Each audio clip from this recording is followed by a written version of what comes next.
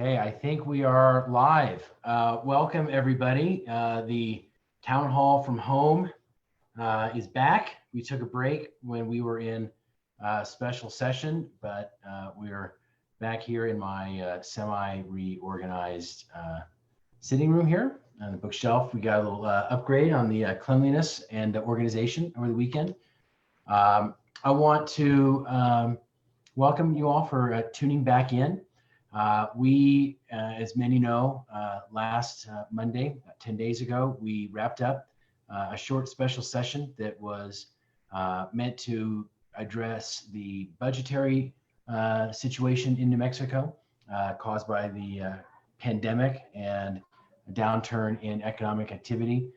We also used the opportunity of the special session to address issues relating to civil rights and social justice and police practices, start of our process of rethinking and reimagining policing in New Mexico in response to what we're seeing all over the country as the nation grapples with the aftermath of the murder of George Floyd and the protests that we have seen around the country.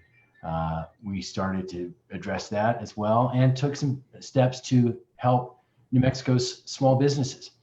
With a massive $500 million investment out of our severance tax permanent fund into a new program designed to make very low interest loans to New Mexico small businesses. We're joined today by a number of legislators from around the state who were instrumental in making these bills make it into the statute books. And so we're going to go hear from each of them about bills that they worked on, and then we'll have time for questions at the end. First, I'd like to introduce, we have Marion Matthews. She's a state representative from Albuquerque. We have Micaela Lara Cadena. She is a state representative from Mesilla in Doña Ana County. And we have Linda Trujillo from here in Santa Fe. So we've got folks from all over the state joining us. Linda worked on a very important bill to make sure that the general election is going to be conducted in a way that is safe given the ongoing pandemic. We'll start with Marion Matthews. She is a new member of the legislature. She was appointed to fill the seat of the late Representative Dr. Bill Pratt. To say that she has hit the ground running is a profound understatement. For her first major bill to come through, be one that has appropriated $500 million from the severance tax permanent fund to help New Mexico small businesses is a massive accomplishment. Something that normally would be seen from a person who'd been in the legislature much, much longer. But she is a representative who is doing a fantastic job. Representative Matthews, why don't I turn over to you and you can tell folks about the Small Business Recovery Act. Thank you, Mr. Speaker. I did on the way home, driving home last Monday from the session, occasionally pinch myself and say, we really did get $500 million. Because that was the first time in my life I've ever gotten or been involved in something involving $500 million. Anyway, so what the Small Business Recovery Act does is provide a lifeline to small business community and local governments through low interest loans. As you said, $400 million of the money is to go to small business loans and $100 million to local government agencies. And there's really 4 goals for the Small Business Recovery Act. The first is to actually pump $500 million into our economy and to do it quickly. This program will end at the end of the year. And I am very happy to report, based on my conversation with the New Mexico Finance Authority, which is the agency that's going to be running the program, that they are shooting for July 27 to start taking loan applications, which is an incredible achievement to get a new program up and running that quickly. The second goal is to be sure that small businesses that may not have borrower relationships with financial institutions will be able to access the loans. These are the true mom and pops in our state. They're particularly important in rural New Mexico and lower income areas of our urban areas. Their owners are often women, Native Americans, people of color, who frequently don't have the resources to be able to walk into a bank and say, I need a whole lot of money for working capital because the coronavirus has hurt my business. The third goal is that one of the things we want to have happen by helping small businesses is that it will help get people back to work. Small business provides 49% of the jobs in New Mexico. And as of June 6, which was the last figure I had, we have 170,000 New Mexicans receiving unemployment benefits. So putting people back to work by helping the small business community is a really vital thing to be doing. And then fourth, as people go back to work and the economy revives, what we hope to see is that the state's gross receipts tax revenues will start to pick up again. They'll increase because people have money in their pocket and they're able to buy things. And that will help fund state programs like education, healthcare, and public safety. So we see it as a win, not only for our small business community, for our employees in the state, our workers, but also for all of us as a way to generate income. And if you're interested in want to keep track of when and where the lending will start happening, the New Mexico Finance Authority, you just Google that name and go to the website. There's a place to sign up so that you can get the notices as to when various things are going to be happening so that you could access potentially this $500 million in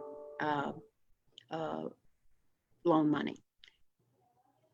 That's great. And it's so fantastic that a state like New Mexico is able to create what amounts to a state-based PPP program. So many people have heard about the Paycheck Protection Program out of Washington, D.C.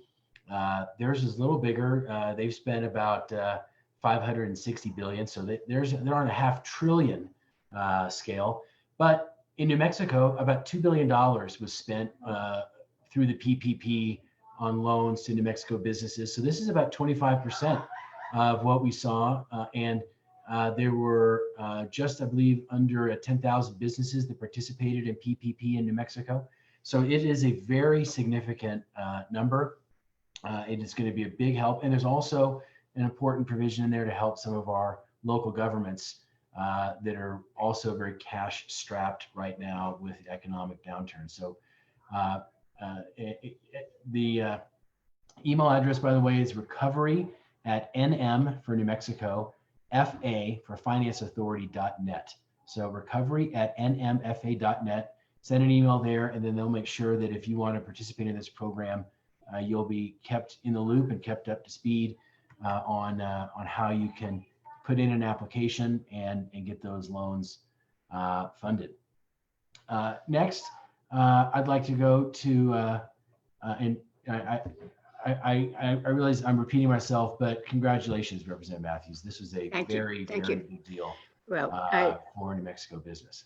I just want to say, like any kind of legislation, it's a group and a team effort, and I really support the support of the House in passing this. It ended up being a bipartisan bill, with only 5 votes against it. So that's a tribute to your leadership and the desire to help New Mexico survive this pandemic. And we also have to say, even though we're all a bunch of representatives, we have to give some credit to Senator Jacob Candelaria of Bernalillo County, who was the Senate sponsor and did good and tremendous work on this as well. It was a true team effort. Absolutely. Next, I'd like to introduce Representative Micaela Lara Cadena. She is in her first term? Also, yes. Wow. I mean, it's, all these freshmen are like, like such pros. I can't believe you're both in your first term. Representative Cadena comes to the legislature with an extensive background in criminal justice and corrections and restorative justice, and was the House sponsor of the new legislation that we have requiring law enforcement to have body cameras. Representative Cadena, why don't you tell us a little bit about the bill and some of the other provisions in there dealing with decertification, and take it away. The floor is yours. Thank you, Mr. Speaker. And it meant so much to me to carry an important piece of legislation like Senate Bill 8 forward in collaboration with Governor Michelle Lujan Grisham and her team, and Senator Joseph Cervantes, also here from Doña Ana County. This bill is pretty straightforward, and at a basic level, it invites and creates opportunity for law enforcement agencies across New Mexico to figure out what the right thing in this right moment means for them. So this legislation is crafted in 3 sections. The first section is the weight and the narrative around what this bill really is. And it requires law enforcement agencies in New Mexico to craft their own policies and procedures that govern the use of body-worn cameras within their agency. Some say this bill doesn't go far enough. Others say this bill goes way too far. And often, like we say in politics, when everybody's mad, we maybe met somewhere in the middle and did something right. But really, this legislation is a step in the right direction. And what this does in requiring that law enforcement agencies write their own policy and procedures is really only require 4 things. Those procedures need to be clear as to when officers turn those cameras on, make sure they stay on for the duration of a law enforcement encounter. So then stipulations as to when they can and should be turned off. They then need to save that video data for a period of 120 days. And then lastly, they need to craft their own disciplinary rules should there be officers in their agency that don't follow the policy and procedure. It is real, and I said this on a 3-hour floor debate on that last day of the session, that this is a step in the right direction. We are trusting law enforcement agencies to do the right thing in crafting these policies and procedures. And frankly, if they don't go far enough and we don't see the kind of transparency and accountability and public safety reform that all New Mexicans deserve, then I hope to be back in the future with something that is more prescriptive. But for now, this is the first step in making that requirement statewide. The second piece of Senate Bill 8 that the speaker referenced is about potentially removing someone's law enforcement certification if they either are convicted or plead guilty to an unlawful use of force. So again, if there's an officer somewhere out there that crosses the line, does something that actually threatens or harms or endangers public safety, we want to make sure that our communities have accountability and justice to that. So this is one step in the right direction. If someone is convicted or pleads guilty to that unlawful use of force, we can indeed remove that certification for their law enforcement credentials. It would seem that we're setting the bar high, and we are, but it is a step in the right direction. And it's something that we previously did not have room or authority to do in New Mexico. The last section of Senate Bill 8 relates to the New Mexico Tort Claims Act, and it is adding to existing language that already names that law enforcement officers lose immunity when they do something like aggravated assault or battery, false imprisonment, false arrest, etc. So we've added 2 things to that list. We've added negligent spoliation of evidence or intentional spoliation of evidence. And that's to say, and we've given 2 examples here, say that there's someone on their shift and it turns out they had an encounter that included a use of force. And then they try to get back to the station and say, well, I don't have it recorded because my body camera has a battery that hasn't been working for 3 weeks. That's on you. Hopefully there's a policy and procedure that says if your body camera is not working, that needs to be reported immediately, and we need to rectify whatever that situation is.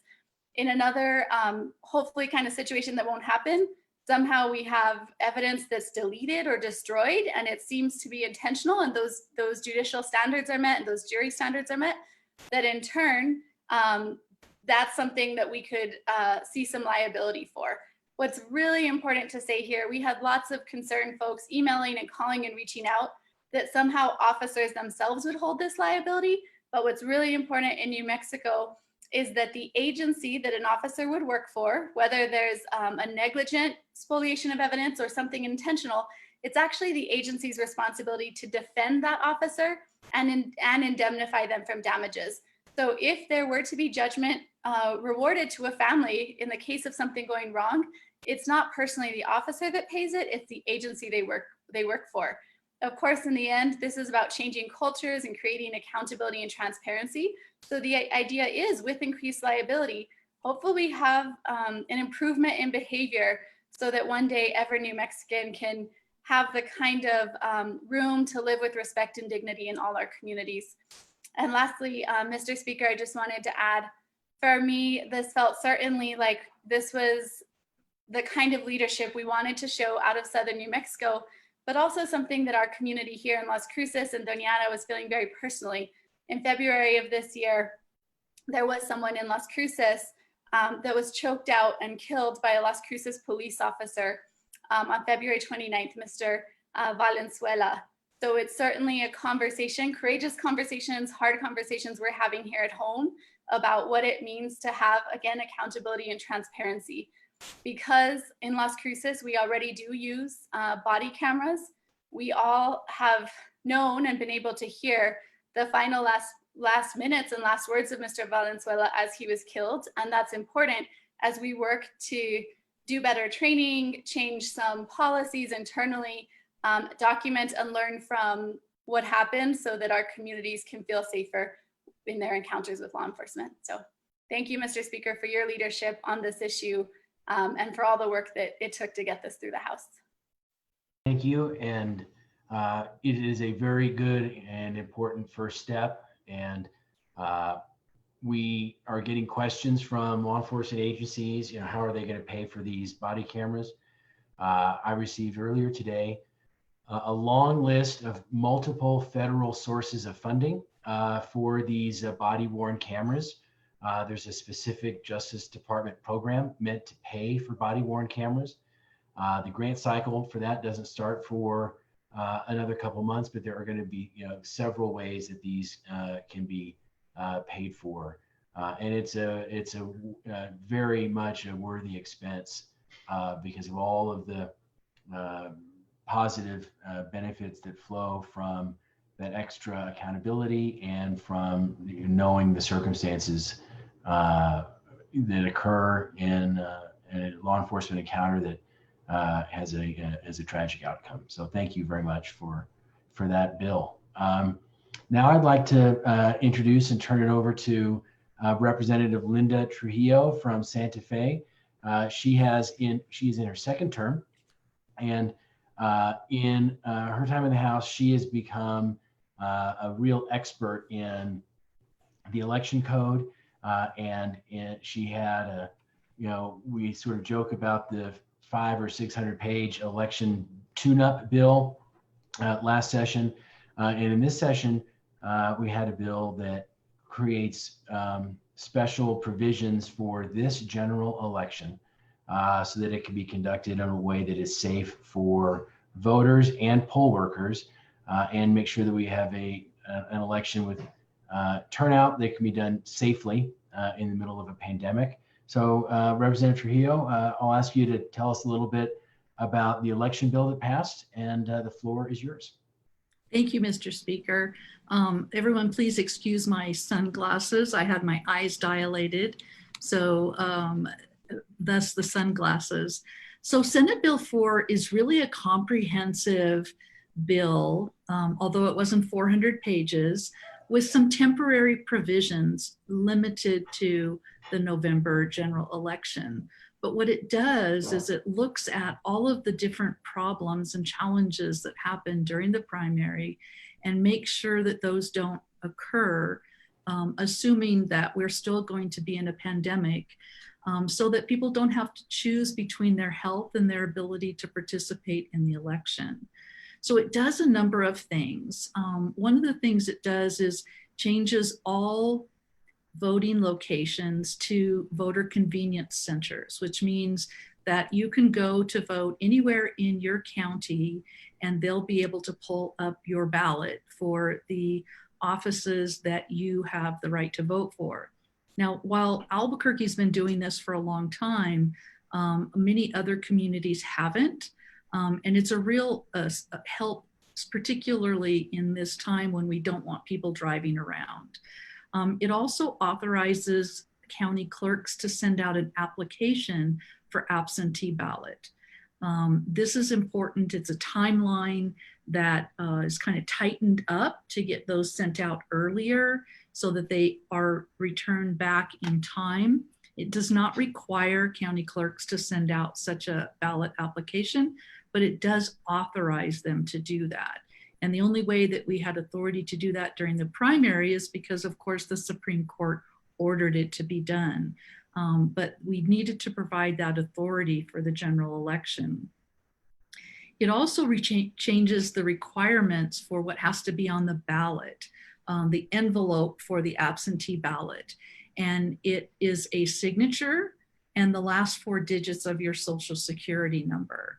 And so rather than having to do a birthday, have to handwrite in your address, which the ballot's already being mailed to your address, this ensures that your social security number is your identification and your signature is your certification that you are that person. It also, which is really an important piece that has been under discussed, and that is that it protects polling locations on our Native American land, on the Navajo Nation, on the tribes and pueblos throughout our state. It protects those that will go back to 2019, and they can only be closed if the leader of that nation or pueblo lands puts it in writing and submits that to the county clerk and the Secretary of State. Another thing it does is we introduce the U.S. Postal Intelligent Barcode, and that will allow us to track the ballots so that if someone's been mailed an absentee ballot, they've completed it and they've put it back in the U.S. Postal Service. With the tracking service that we've used in the past, we can't locate where that is. This will allow us to locate, because something I learned is that in New Mexico, most of our mail goes outside of the state before it comes back in. So if there's 80 ballots missing, Secretary of State, county clerks can contact the local post office and they can get those, track those down. And then finally, an important aspect of this, which was discussed pretty extensively on the House floor, is the establishment of a legislative electoral health and safety task force. Because the fact of the matter is, we don't really know what's going to happen in the next couple months. We see the rise in the pandemic, we see the rise in the numbers. We don't really know what orders might be in place at that time. Maybe there'll be no orders and we won't have to make any differences. But if there are orders that were not contemplated in this temporary bill, then the leaders of both the House and the Senate would meet together and have conversation and authorize the Secretary of State to make changes based upon orders that come from the Secretary of Health. And I just want to say thank you. You know, this was a real heavy lift. It was something that is really very temporary. I'm hoping that there's an opportunity. Maybe we can show that, you know, this is a more, is an easier way for folks to vote, and that it increases the number of participation in our voting. But I want to thank you, Mr. Speaker, for the work that you did on this. It was very, it was important. Well, thank you. And we had a bit of a hiccup in the bill when a floor amendment was added in the Senate to make sort of these hybrid open primaries. We have a couple questions about that in the question section from folks that are watching. And so for those who are asking questions about this hybrid open primary provision, it is, of course, there won't be a primary between now and the next time the legislature meets.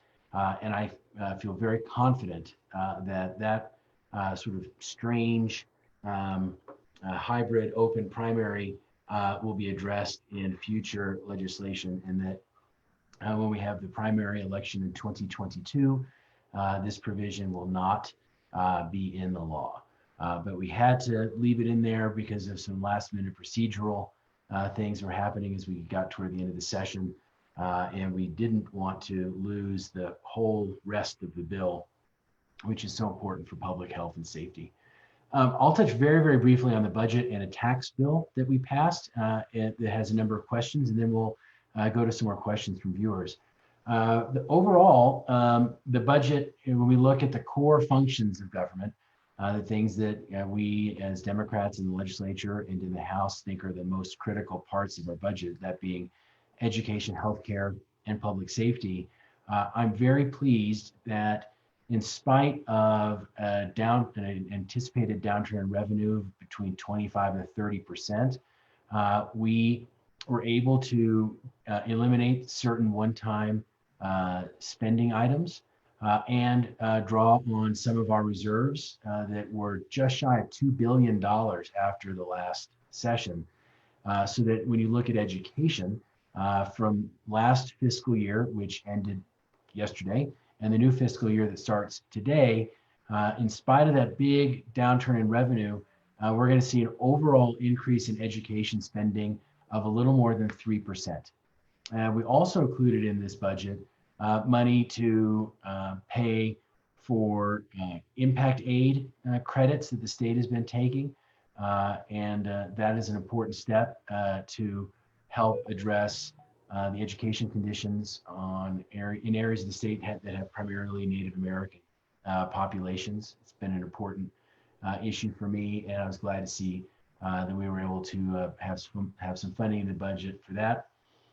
And on Medicaid and higher education, we're also seeing slight increases, and that's in really dramatic contrast to our immediate neighbor to the north. In Colorado, literally the week before our special session here in New Mexico, Colorado met in special session and reduced K-12 spending by 10% and reduced higher education spending by 25%. So while we're seeing pretty dramatic cuts to education spending in Colorado, we had the opposite happening here, which is very, very good. As we start to plan for the next fiscal year, 2022, that starts exactly 1 year from today, we're going to be keeping a close eye on revenue projections. And there are other one-time spending options that we could look at to make sure that we don't have to have dramatic cuts in education, healthcare, and public safety. A detailed summary of the budget and the governor's line item vetoes, you can find at nmlegis.gov. You click on publications and look under the Legislative Finance Committee to see the budget summary and the summary document of the governor's line item vetoes. Last, and then we'll go to questions, is it was House Bill 6. It was a tax bill that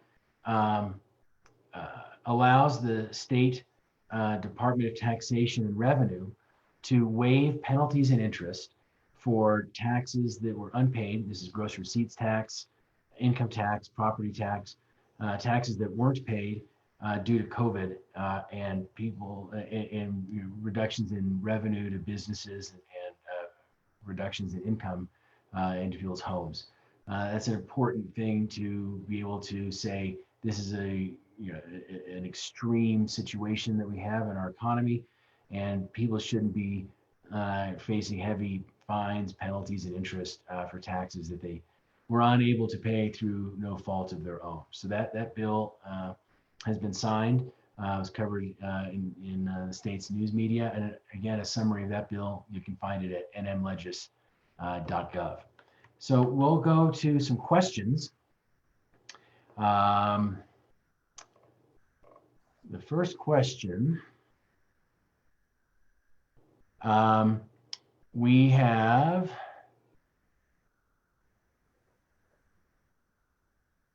okay, well, Clifford Reese asks, why was a semi-primary amended into Senate Bill 4 on the Senate side? I just touched on that. Cliff. It was put in by a state senator from Sandoval County, and we don't think it's going to still be in place by the time we get to the next legislative session. Let's see. Beverly Michael asks a question about COVID, about its impacts on people in New Mexico from high infection rates. One of the things that we did in this session was make sure that the federal money in the CARES Act is being directed to agencies and government that are providing direct services to areas most affected by COVID-19, whether it's providing personal protective equipment, masks and gloves, hand sanitizers, wipes to businesses in heavily affected areas, to money for schools. That is going to be a big piece of the puzzle that we look at in the fall of how do we have a safe reopening of our schools. We provided a lot of funding in this last budget, a special session for that. Maybe Representative Trujillo, you're the vice chair of our education committee. Maybe you could talk a little bit about some of this, challenges that schools are facing this fall, and what the state's going to do to try to help them weather this choppy waters of reopening the schools. Yeah, I think the challenge of reopening the schools is a completely different challenge and raises other barriers than it is to just open up a business. Those are really in relation to having large numbers of kids, having large numbers of staff come together, a lot of different activities, everything from eating to transportation to being in the classroom together. There's a lot of challenges that our schools are going to have to overcome. And right now schools are trying to figure out how do they do half day, half the class, how do they do the feeding? Do they do all pre-packaged food? Does the food come into the classroom? Who's going to buy the protective items that need to be purchased, the masks, the gloves if necessary, a hand sanitizer, keeping the everything from the classroom to the bathrooms clean. Are the kids going to be able to play outside? So there's a lot of things that are impacting our schools, and they're trying to help figure those things out at the local level. There was some guidance that was put forward by the Public Education Department.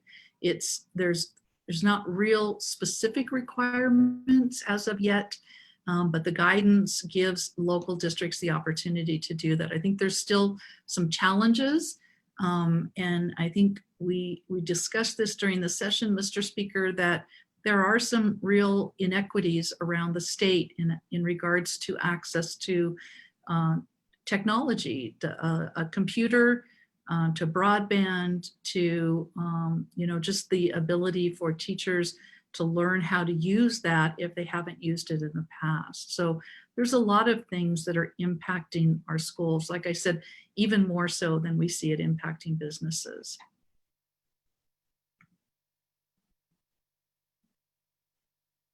It is a very complicated and difficult decision, and the uncertainty, even in the last week, that we see with the pattern of COVID-19 in our neighboring states of Texas and Arizona. It is, I think, giving a lot of parents a lot of concern about what decisions are they going to make in August and September when school comes back around. Representative Cadena, there's a few questions for you about basically where do we go now with policing, and what do you think as body cameras are rolled out? I know Doña Ana is going to be one of the counties, as is Bernalillo County, where the sheriff's deputies are going to now be required after not having them for a while. We may have just lost. We may have just lost Representative Cadena. No, here. Oh, okay, good. So where do you see things going now that we have body cameras coming in, what do you hope to see as a result? We also have another question or another comment that body cameras shouldn't be seen as anti-police, that in many instances, the footage from a body camera can show that an officer conducted himself or herself correctly and according to policy and procedure. But the question is, what do you see next? What do you hope to see coming from the adoption of body cameras statewide? Okay, Mr. Speaker, I hope you can hear me. I, like so many in New Mexico, don't have access to reliable internet every day. So I've now joined on my cell phone because my home internet dropped and I'm calling in. So I think I may still be with you on the phone and not on video. We'll see. We can hear you. But I appreciate, oh, good. So I appreciate those questions. And first, to talk a little bit about where we imagine the next steps coming with police reform. Like we said, this body camera bill was certainly a step in the right direction. It really, the weight of this is going to be on our local law enforcement agencies. And we gave them and pushed out a pretty significant order in that they moved quickly with a lot of urgency to get in place these policies and procedures and actually start using body cameras. So first and foremost, I want to say that for myself and colleagues across the aisle, I hope that we each step up, especially for our rural and frontier communities, to making sure that our local governments have the right resources to actually fund this new legislation that we've now passed and hopefully will soon be signed by the governor. So one of the significant things that I've committed to is making sure that as soon as this bill is signed, we are in conversation with the federal delegation, our incredible senators and congressional team, to make sure that through the Department of Justice and all these other mechanisms that we have their staff ready to support our local governments, our small towns, our rural counties in making sure that we can submit timely and well-crafted proposals to the federal government to bring some of those federal dollars home. So I'd say that's our first step on body cameras, is to do our part to make sure that we are pulling federal dollars in and quickly to actually fund this body camera program. I've also been paying a lot of attention to constituents here in southern New Mexico, but really New Mexicans from across the state that have strong demands and justifiable demands about improving public safety and changing the way that policing in New Mexico works. For me, I'm really grateful for these conversations that are happening, and especially curious to hear more and more dialogue about how we reinvest and potentially shift around resources to think critically about what police actually do. So often, as you all likely know, we're using law enforcement to respond to folks in mental health crises. We are using law enforcement to really do a spectrum of duties that potentially they're not the best fit for. So I'm really hoping that we can continue to hone in on what the purpose of law enforcement might be. And I imagine it's much more focused than what's currently at play in so many of our communities. The other conversation I know that I've heard here in Las Cruces and potentially in other places, especially as we look back over decades of criminal justice reform and work towards public safety, is that I think it's really time that we start to talk about what minimum requirements are to recruit really qualified and well-educated folks onto these forces that can have a extensive background and have some more training and credentials and learning around the scope of issues that are facing our New Mexico families every day. So I know that's going to be a controversial one, but I think it's the direction that I hear lots of folks in New Mexico going. Yeah. There's, in some ways, we ask law enforcement to do so much more than simply law enforcement. Social workers and counselors, and it is a lot that we ask from them. And one of the ways that I hope we'll be able to reimagine or rethink policing is taking some of those functions and putting them back with professionals trained to do those other functions, so we don't have to ask so much of law enforcement, especially in the behavioral health arena, to be able to provide more direct services to people that don't result in folks who need mental health care, behavioral health care being criminalized because of their need for those services, and instead get into the care of professionals that can help them directly. Sure. We have time for I would one more question for Representative Matthews. The question is, under the Small Business Recovery Act, two questions, and that is, what types of businesses qualify? Do nonprofits qualify? And then someone says, I've never taken a loan from the government before. Why should I do so now? Okay, let me answer the first question first. The businesses that qualify and can get the loans are businesses that do $5 million or less in annual revenue. And that includes nonprofits, specifically 501c3s and 501c6s. Because many of them have also been hurt and had real declines in revenue, and they are important sources of not only services in our state, but they're also important sources of employment in our state. Never had a government loan, and why should you start? Well, you should start if this is a loan that would help you with your business and help you reopen or help you hang on while there's going to be a period of time for many businesses as their customers come back. And until people are comfortable going out and shopping, the example I use a lot is it's kind of hard to imagine going into a clothing store and trying on clothing now.